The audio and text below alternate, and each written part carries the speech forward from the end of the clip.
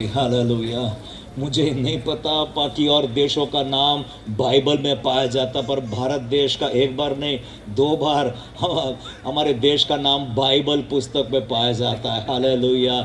आइए ताली बजा के परमेश्वर का धन्यवाद दे। और ये परमेश्वर को भाता और अच्छा लगता है कि हम अपने देश के लिए प्रार्थना करते चले, प्रार्थना करते चले।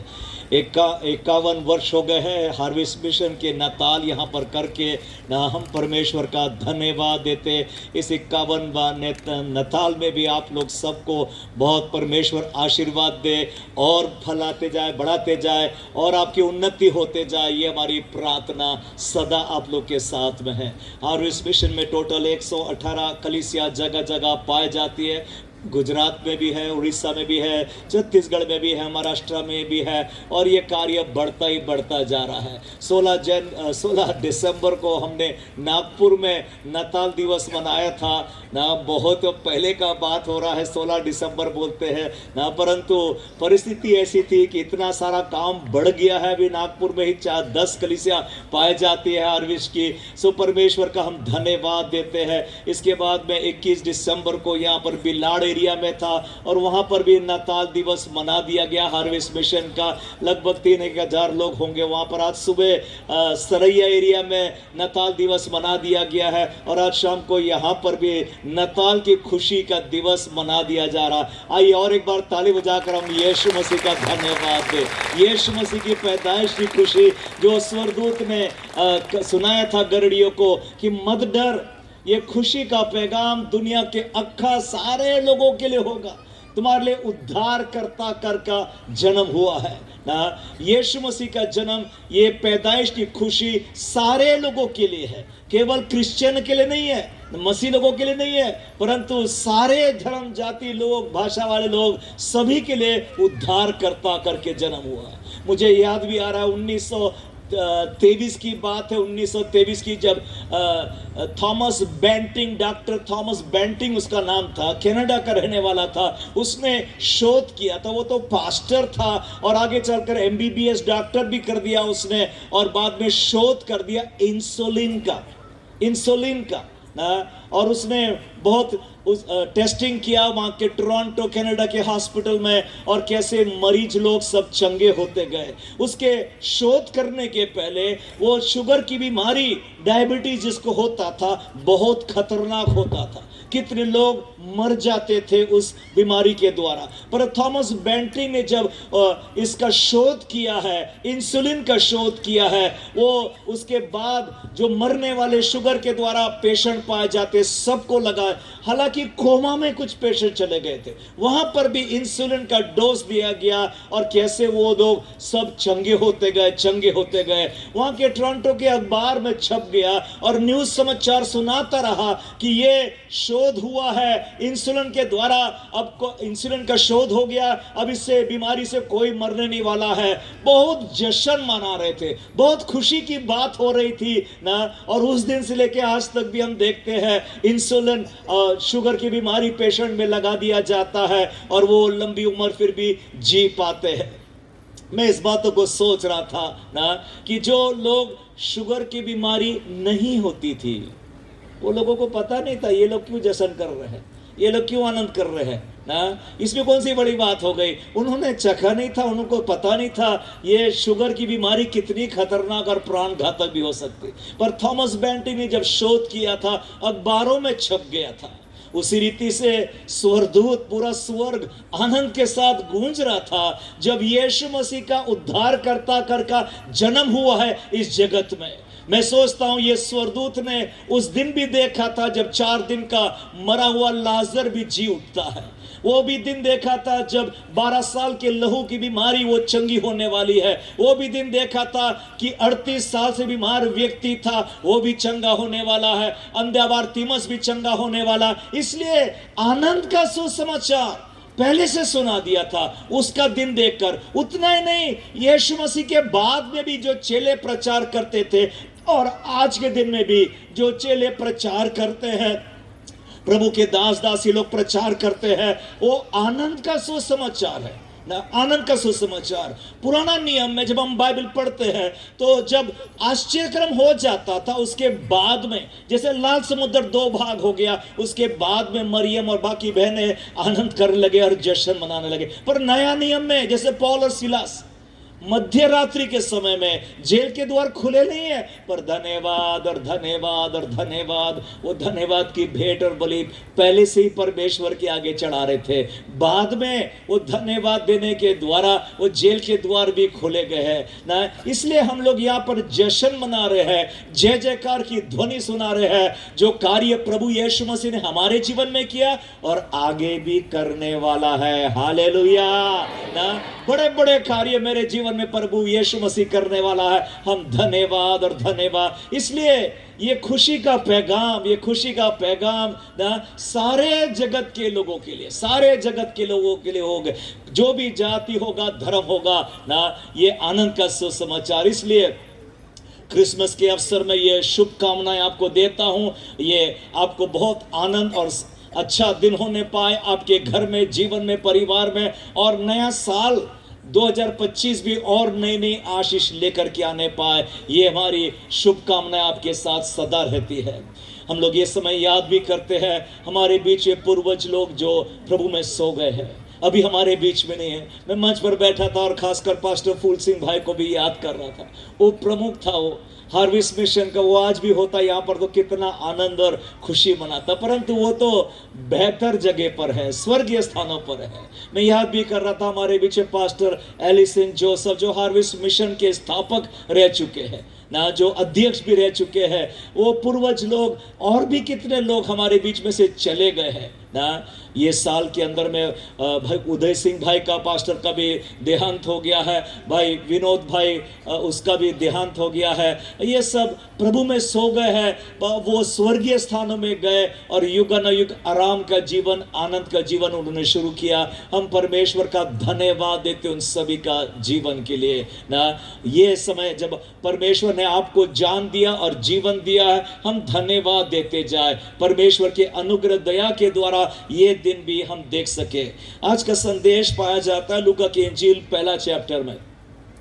लूका की इंजील पहला चैप्टर और 26 से लेकर 38 कलम मैं नहीं पढ़ूंगा। 26 से लेकर 38 मतलब 10-12 कलम पढ़ना तो अब पूरा टाइम हो जाएगा पोच वचन ही पढ़ते पढ़ते। परंतु यीशु मसीह की पैदाइश के बारे में लूका की इंजील उसका 1, 2 और 26 से 27 कलम पढ़ देंगे सिर्फ आप। 6वें महीने में परमेश्वर की ओर से जिब्राइल स्वर्गदूत गलील के नासरत नगर में एक कुंवारी के पास भेजा गया, जिसकी मंगनी यूसुफ नामक दाऊद के घराने के एक पुरुष से हुई थी। बस ना, ये आगे भी पढ़ सकते हम लोग जानते होंगे। परंतु जब पैगाम सुनाया गया, 26 वाला कलम में लिखा है, 6ठे महीने में परमेश्वर की ओर से जिब्राइल स्वर्गदूत, परमेश्वर की ओर से ना जिब्राइल स्वर्गदूत को भेजा एक संदेश पहुंचाने के लिए, एक शब्द देने के लिए ना। वो संदेश पहुंचाने वाला, उसका नाम जिब्राइल स्वर्गदूत था ना। स्वर्गदूत का मतलब ही होता संदेश पहुंचाने वाला। परमेश्वर से भेजा गया था, परमेश्वर से संदेश पहुंचा रहा है ना। और ये जिब्राइल स्वर्गदूत का नाम 4 दफे बाइबल में पाया जाता है। 2 बार तो डैनियल की पुस्तक में और लूका की इंजील में 2 बार और भी पाया जाता है। इसका मुख्य उद्देश्य काम होता है संदेश पहुंचाने का, संदेश पहुंचाने का ना। संदेश जो पहुंचाता है वो खुद नहीं लिखता है ना, परंतु जो जैसे कि हमारे घरों में पोस्टमैन आता होगा ना, आता था हम बोल सकते हैं ना, कैसे वो संदेश, एक खत, एक लेटर लेकर के आता था, लिखा हुआ किसी और ने, परंतु संदेश पहुंचाने का काम उस पोस्टमैन का होता था। स्वर्गदूत का काम था, स्वर्गदूत से, परमेश्वर से वो संदेश पहुंचाता था, संदेश पहुंचाता था ना। इब्रानी 1 चैप्टर में 1 और 2 कलम में लिखा है कि पूर्व दिनों में परमेश्वर ने भविष्यवक्ताओं के द्वारा, दासों के द्वारा, संतों के द्वारा प्रचार किया, संदेश पहुंचाया, परंतु इस अंतिम दिनों में अपने पुत्र खुदावन यीशु मसीह के द्वारा संदेश पहुंचा रहा है, संदेश पहुंचा रहा है। तो जिब्राइल स्वर्गदूत एक संदेश लेकर आया परमेश्वर से। वैसे ही आपका पास्टर होता है, अभिषेक प्रभु का दास दासी हो जाता है, जो मंच पर खड़ा हो जाता है। अब मैं तो कई बार बोल चुका हूं, भूल जाना उसका नाम क्या है, वो कैसा दिखता है, क्या है। अब मैं परमेश्वर के ओर कान लगाता हूं। परमेश्वर से एक संदेश आज भी परमेश्वर पूछाता है ना। परमेश्वर ने जब मरियम को संदेश पूछाया ना, अब जानते हैं यीशु मसीह का पैदाइश बहुत साधारण और सिंपल तरीके से हो गया। उसकी पैदाइश में तो सराय में जगह तक भी नहीं मिली, वो तो गौशाले में चरनी में पैदा हो गया। बहुत सिंपल सा घराने में, उसके पेरेंट्स भी सुतार कारपेंटर पेरेंट्स थे। सिंपल सा उसका एंट्री हो जाता इस जगत में ना। इतना सिंपल था कि कई लोगों ने मिस कर दिया था, सोचा नहीं था। वो सोच रहे थे कि राजा के पुत्र का जन्म हो रहा तो महल में होना चाहिए, इसलिए मग्गी लोग महल में पहुंच गए थे हेरोद राजा के पास। कहां है यहूदियों का राजा ना, जिसका जन्म हुआ है, उसका तारा हमने देखा है ना। मतलब परमेश्वर ने अलौकिक रीति से स्वर्गदूतों के भी द्वारा और तारे के भी द्वारा अगुवाई किया है कि परमेश्वर के पुत्र यीशु मसीह का जन्म हो रहा है, जन्म हो रहा है ना। वो जन्म जब हुआ, परंतु बहुत सिंपल तरीका से हुआ, सिंपल तरीके से हुआ। मैंने पिछले दिनों में जब प्रचार किया था 21 दिसंबर को भी बिलाड एरिया में मीटिंग था, मुझको वो हॉलीवुड और बॉलीवुड का गाना भी याद आ गया ना। कई बार सुना हो, जब एंट्री किया तो दिल में घंटी बज गई, ऐसा भी मैंने सुना था गाना। पर यीशु मसीह की एंट्री देखा ना, बहुत साधारण थी, बहुत सिंपल थी ना। चरनी में पैदा हुआ ना। परमेश्वर जब संदेश भी पूछाता है ना, वो पर संदेश परमेश्वर की ओर से है, परंतु कई बार बहुत साधारण सिंपल रीति से होता है। आप जानते हैं कैसे नामान कोढ़ी भी चंगा हो गया था। नामान कोढ़ी को इलीशा ने बोला था, घर के अंदर से ही बोल दिया, उसको जाकर बोल देना कि यरदन नदी में 7 दफे। परमेश्वर से संदेश पूछा रहा है, पर पूछाने का तरीका आपने देखा ना, सिंपल तरीका है ना। वो नामान कोढ़ी इतना क्रोधित हो गया ना, वो तो वापस घर जाने वाला था, इतना क्रोध से भर गया। मैंने सोचा, उसने सोचा था, वो वचन में लिखा है, मैंने सोचा कि परमेश्वर का दास बाहर आएगा और मेरे ऊपर में हाथ रख के प्रार्थना करेगा और ये बीमारी को डांटेगा और मैं चंगा हो जा। ये उसका सोच था। परंतु परमेश्वर ने संदेश कैसे पूछाया था नामान को? अंदर से इलीशा बाहर भी नहीं निकला, उसको जाके बोल देना वो 7 दफे डुबकी लगा दे। वो इतना क्रोधित हो गया था, वो क्रोध से भर गया था और वो वापस अपने घर कोढ़ के साथ में वापस जा रहा था ना। परंतु उसके नौकर ने बोला, अगर प्रभु के दास ने कुछ बड़ी बात बोला, क्या तू नहीं मान लिया होता? हाँ मैं सब कर दिया होता। तो ये तो छोटी बात है, यरदन में थोड़ा नम्र होकर के जो प्रभु संदेश पूछा रहा है, संदेश प्रभु ने दिया है, उस पर तू विश्वास कर ले। और नामान थोड़ा नम्र हो गया और जाकर यरदन में 7 दफे डुबकी लगाया। 7वें बार जब डुबकी लगाता है, वचन के अनुसार वो चंगा भी हो गया, चंगा भी हो गया ना। कितना आभार उसने आगे प्रकट किया। कहने का मतलब है, परमेश्वर जब संदेश पूछाता है मेरे घर के लिए, मेरे जीवन के लिए, बहुत साधारण और सिंपल भी हो सकता है। हम लोग कई बार बाइबल पढ़ते, जब हर सुबह बाइबल पढ़ते हैं ना, सिंपल तरीके से परमेश्वर आपको एक संदेश पूछा रहा है, आज के लिए एक संदेश दे रहा है। मैं तो अपने चर्च में प्रतिदिन व्हाट्सएप को इस्तेमाल करते हैं, सीड फॉर योर सोल, मेरे प्राण के लिए एक बीज, एक विचार, एक वचन परमेश्वर रोज देता है, रोज देता। अब तो 2 साल हो गए ना, प्रतिदिन वो रोज रोज वचन डालते जाता हूं। ये एक वचन, परमेश्वर का एक वचन जो परमेश्वर की ओर से आया है, दिन भर के लिए सामर्थ्य दे देता, दिन भर के लिए आश्चर्यक्रम कर देता है। जो कार्य मेरे समझ बुद्धि धन दौलत से हो भी नहीं सकता था, प्रभु के वचन पर मैं विश्वास करता हूं। इसलिए संदेश जब भी आता है ना, हम विश्वास करने पाए। जैसा मरियम के पास में, उसने तो ज्यादा कुछ नहीं जानती थी, उसने प्रभु के दास से, स्वर्गदूत से कह दिया, देख मैं तेरी दासी हूं। लूका 1:38 में लिखा है, उसने कहा, देख मैं तेरी दासी, तेरे वचन के अनुसार होने दे। वो नहीं जानती थी कैसे होगा, क्या होगा ना। उसकी समझ और बुद्धि इतना ही जानती थी वो, कि वो पुरुष एक गर्भवती होने के लिए पुरुष की जरूरत पड़ती है ना। गर्भवती होने के लिए उसकी तो सगाई हुई है, कुंवारी है वो तो साफ साफ स्वर्गदूत को बोल दिया ना। मैंने कई बार प्रचार कर चुका हूं, ये जब्राइल स्वर्गदूत पता नहीं ये मरियम के पास आने से पहले और कितने और कुंवारी स्त्रियों के पास गया होगा, पता नहीं। हमको बाकी जनों ने ना बोल दिया होगा, मुझको समझ में नहीं आई ये बात ना। उन्होंने ना बोल दिया, उन्होंने चिंता किया होगा मेरा होने वाला पति क्या बोलेगा, उसके घर वाले क्या बोलेंगे कि गर्भवती हो गई और इसकी शादी भी नहीं हुई, गर्भवती हो। और ऐसी तो हुआ था यूसुफ के साथ में भी। यूसुफ को जब पता चला, हालांकि ये पैगाम संदेश परमेश्वर का स्वर्गदूत जिब्राइल ने एकांत में मरियम से आके बातचीत किया। कैसे पता चला यूसुफ को मुझे नहीं पता, परंतु वो बाइबल में लिखा है जब यूसुफ को पता चला उसको तो समझ भी नहीं आई ये बात। उसने तो बोला होगा मैं तो ये मरियम को बहुत अच्छा बहन समझता था, दुआ प्रार्थना वाली बहन है, अच्छी लड़की है, ये इससे शादी करने जा रहा हूं, परंतु ये तो गर्भवती हो गई और मेरे द्वारा नहीं हुई। ये कह रही है पवित्र आत्मा पवित्र आत्मा पवित्र आत्मा। पहली बात, आपके घर में जो चलता है ना, परमेश्वर सब जानता है, परमेश्वर सुनता है, परमेश्वर देखता है। एक जगह बाइबल कहता है जिसने कान बनाया वो क्या ना सुने, जिसने आँख बनाया क्या वो ना देखे। परमेश्वर सारी बातों को जानता है। मरियम के साथ में जिब्राइल ने स्वर्गदूत ने पैगाम सुनाया, एकांत में था, पर यूसुफ को पता लग गया ना।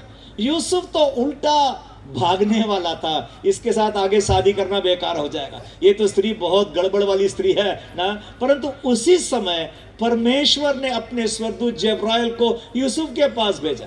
यूसुफ के पास वो स्वर्गदूत आया जो पत्नी को अपने साथ तो लेने से मत डर, क्योंकि जो कार्य हुआ है पवित्र आत्मा के द्वारा हुआ।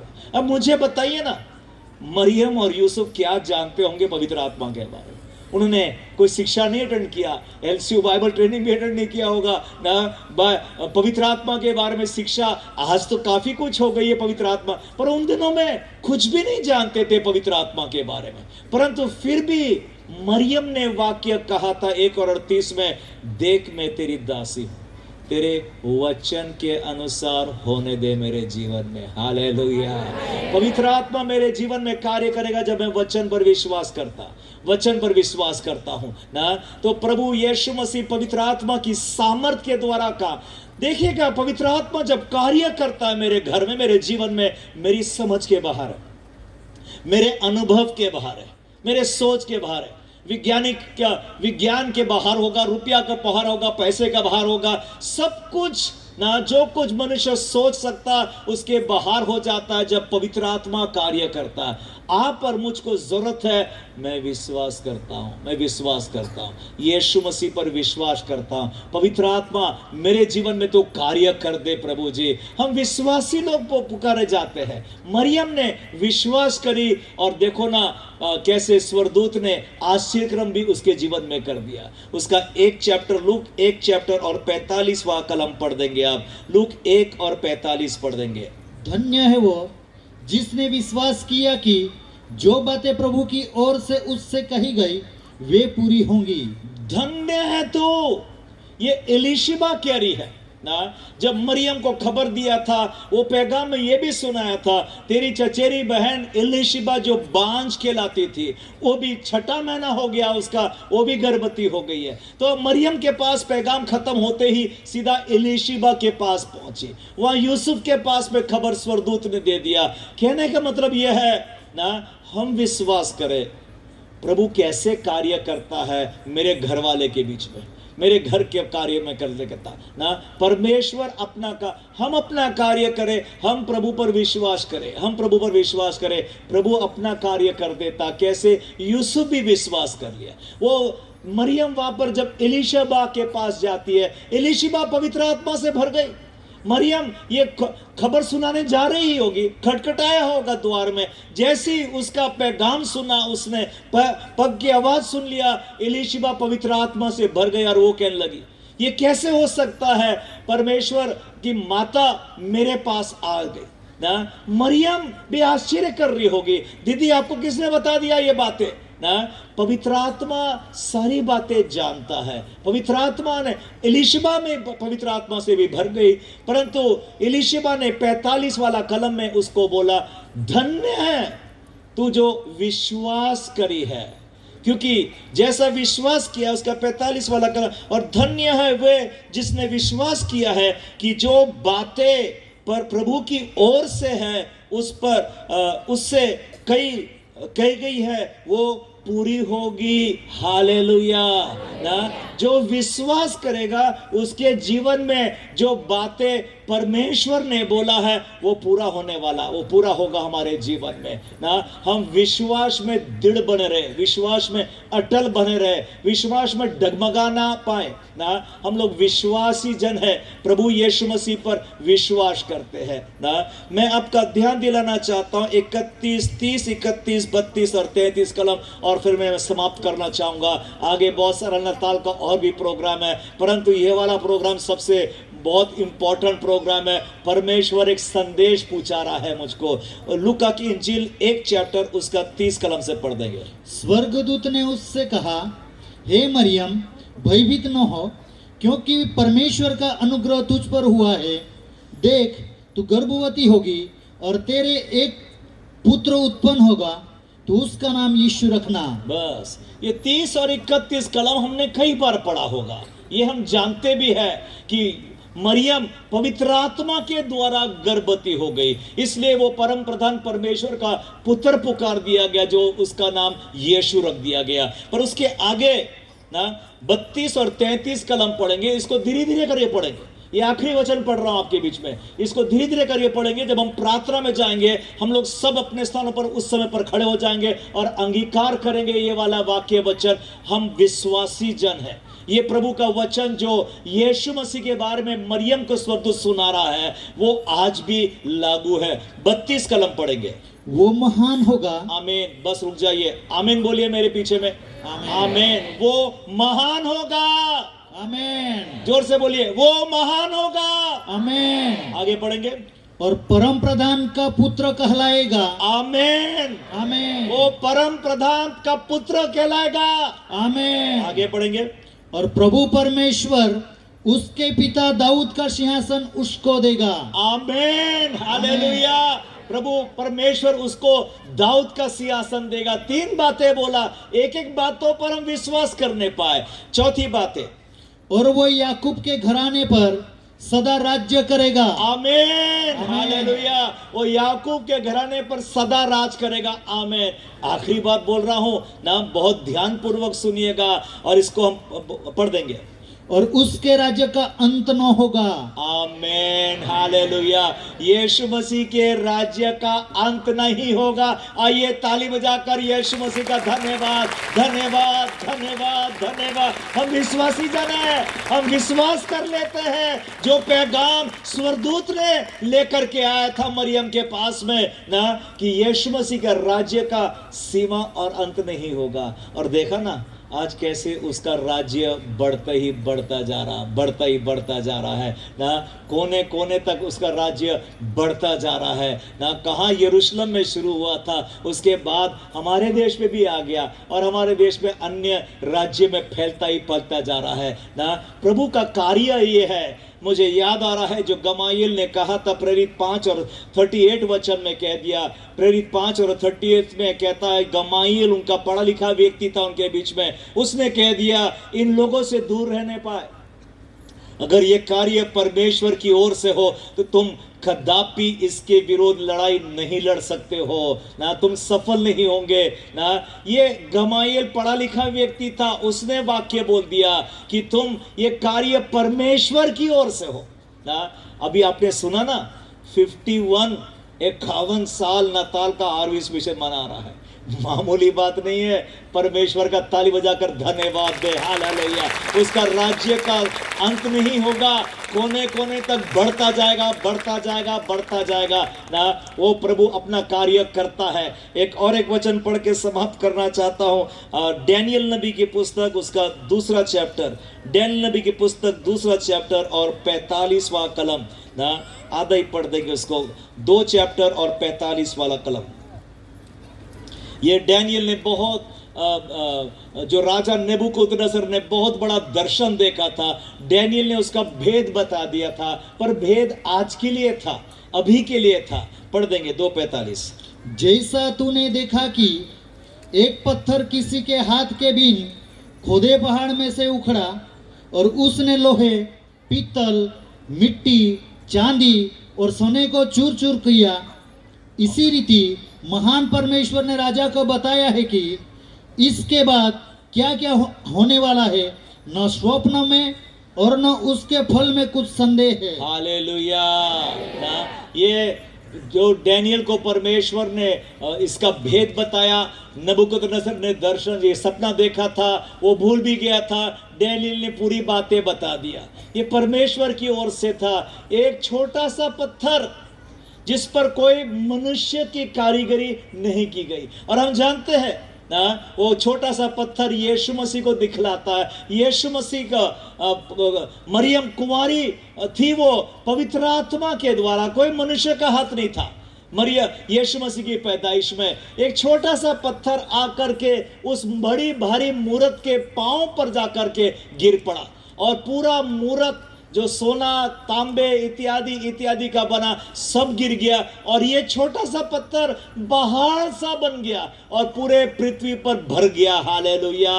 ना ये यीशु मसीह के बारे में लिखा है, जो वचन में लिखा है। कोई जन विश्वासी जन होना है जो आमीन बोलने को तैयार हो जाते हैं। मैं विश्वास करता हूं, हम विश्वास करते हैं, जो वाक्य वचन प्रभु ने दिया है वो जरूर से पूरा होगा। आइए सब जन अपने स्थानों पर खड़े हो जाएंगे। मैं ये वाक्य फिर से आपके बीच में रिपीट करने वाला हूं, हम इसको पढ़ने वाले, आप लोग आमीन बोलेंगे और हम विश्वासी जन है। अपने स्थानों पर सब जन खड़े हो जाए। मैं प्रार्थना करने से पहले ये वाक्य पढ़ देना चाहता हूं। लूका की इंजील 1 और 32 कलम, वह महान होगा। आमीन बोलिए। वो महान होगा। आमीन। और परम प्रधान परमेश्वर का पुत्र कहलाएगा। आमीन। और प्रभु परमेश्वर उसको पिता दाऊद का सिंहासन उसको दे देगा। आमीन। और वो याकूब के घराने पर सदा राज करेगा। आमीन। और आखिरी बार पढ़ रहा हूं, जोरदार आमीन बोलना, ताली बजा के बोलना आप लोग ना। और उसके राज्य का अंत ना होगा। आमीन। हालेलुया। ये अपने हाथ उठा के प्रभु का धन्यवाद धन्यवाद धन्यवाद धन्यवाद धन्यवाद देते। प्रभु तेरे राज्य का अंत नहीं होगा पिता परमेश्वर। प्रभु तेरे राज्य बढ़ता ही बढ़ता जाता है पिता। हम धन्यवाद देते धन्यवाद देते धन्यवाद देते। ये संदेश परमेश्वर की ओर से आया है। परमेश्वर ने दिया है वचन, जो वचन परमेश्वर ने दिया वो अटल बना रहता है पिता। आंधी आएगी, तूफान आएगा, कितना भी विरोध हो जाएगा प्रभु, पर जो वचन तूने दिया वो बना रहता बना रहता बना रहता। हम धन्यवाद और धन्यवाद और धन्यवाद देते। आइए और एक बार ताली बजाकर यीशु मसीह का धन्यवाद धन्यवाद करेंगे, धन्यवाद करेंगे। उसके राज्य का अंत ना होगा। Hallelujah hallelujah hallelujah. धन्यवाद देते प्रभु, धन्यवाद देते हर इस मिशन के लिए प्रभु जी। 51 इयर्स 51 वर्ष भी आज हम लोग नताल दिवस मना सके पिता परमेश्वर प्रभु। ये इसलिए हुआ प्रभु क्योंकि हर इस मिशन तेरे वाक्य वचन पर विश्वास करता है प्रभु। तेरे राज्य के कोई अंत नहीं होगा पिता, परंतु बढ़ता ही बढ़ता जाएगा पिता प्रभु। वो इस देश के कोने कोने तक बढ़ता जाएगा। सच्चाई का प्रचार किया जाएगा पिता परमेश्वर प्रभु जी। लोगों का उद्धार हो जाएगा। वो जो दुख में है, तकलीफ में है प्रभु, विपत्ति में, परेशानी में है प्रभु, तू विश्वास कर, तू और तेरा घराना उद्धार पाएगा। वचन बोलता है प्रभु। हम धन्यवाद देते धन्यवाद देते धन्यवाद देते प्रभु, धन्यवाद देते प्रभु। मरियम थी जिसने विश्वास कर ली पवित्र आत्मा के कार्य पर परमेश्वर प्रभु। धन्य है एलीशिबा ने बोला, तू जिसने विश्वास किया है कि जो वचन आया है वो अवश्य पूरा होगा तेरे जीवन में। हालेलुया। एक एक भाई और बहनों के लिए प्रार्थना करता हूँ प्रभु जी, अगर दुख में है, तकलीफ में है पिता प्रभु, तेरे वचन के द्वारा प्रभु जी वो पूरी चंगाई उनके घर में पाए जाए पिता, उनके शरीर में पाए जाए प्रभु, यीशु मसीह के नाम से वो चंगा हो जाए परमेश्वर प्रभु जी। हम धन्यवाद देते पिता परमेश्वर प्रभु जी, प्रार्थना करते पिता प्रभु हमारे साथ आगे भी बने रहे पिता प्रभु। ये साल के कुछ दिन बाकी है पिता प्रभु जी, हम तेरी महिमा और देखने पाए और नया वर्ष प्रभु और नया सामर्थ्य के साथ तेरा कार्य और बढ़ता जाए पिता परमेश्वर प्रभु। हम सब पर अनुग्रह दया आशीष का हाथ बना रहे प्रभु। धन्यवाद देते, प्रार्थना यीशु मसीह के नाम से मांगते, आमीन आमीन। जोरदार ताली यीशु मसीह को बचाएंगे और प्रस्थान करेंगे।